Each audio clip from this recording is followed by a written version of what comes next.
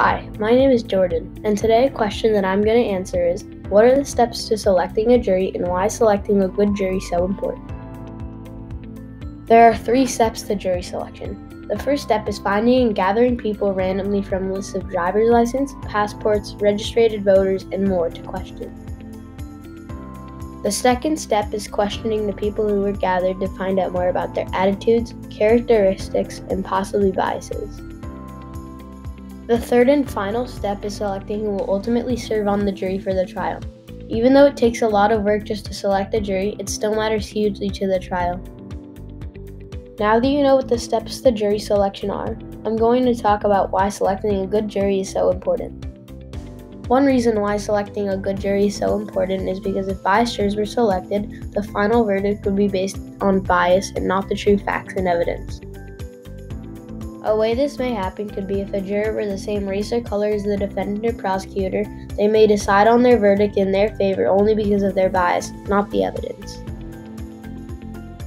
However, this happens rarely. According to Brian Herman, a lawyer at Paul Weiss, attorneys that select jurors look for people that are impartial, meaning not biased and fair. Another reason why selecting a good jury is so important is because if jurors who couldn't comprehend evidence sit still or even stay awake were selected, the trial would become unfair. An example of a way this may happen is if the juror has any concentration difficulties, such as sleep disorders, medications, alcohol, drugs, or attention disorders. If they do happen to have any of these conditions, then they may not be able to sit still during the trial, be able to comprehend evidence presented, or even stay awake during the trial. If this were to happen, the whole trial could be thrown off track just because one of the jurors was not paying attention. That is a very big price to pay for just not paying attention. A third reason why selecting a good jury is so important is because without a jury, there would be no one other than the judge to deliver the final verdict. An example of why this would be bad is because if there were no jury, only one person, the judge, would be the one to decide on the final verdict instead of a jury. Now think about it. That would mean that the final verdict would be decided based upon one opinion instead of 12. 12 opinions is a lot more fair.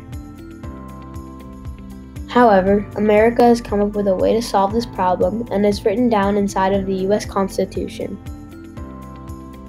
Part of what the 6th Amendment to the Constitution guarantees is the right to an impartial jury. That makes it so you won't ever have to have a trial without a jury. In the end, selecting a jury is very important to trials.